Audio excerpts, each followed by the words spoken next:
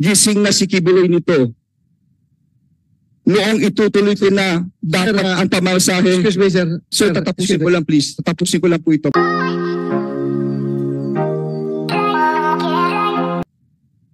Gising na si Kibuloy nito.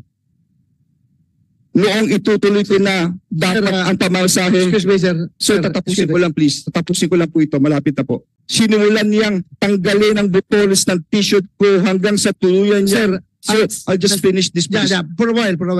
Alam ko.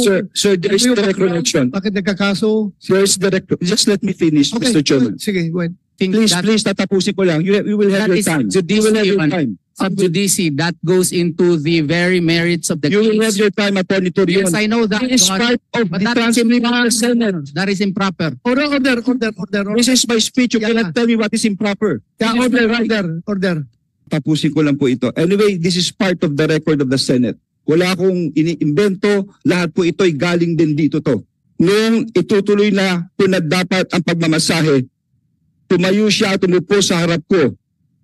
Sinimulan niyang tanggalin ang butones ng t-shirt ko hanggang natuluyan niyang tinanggal ang buong t-shirt ko. Noong nakahiga na ako, pumaibabaw sa akin si Kibuloy. Gusto kong sumigaw ng tulong at tanungin kung ano ang ginagawa niya.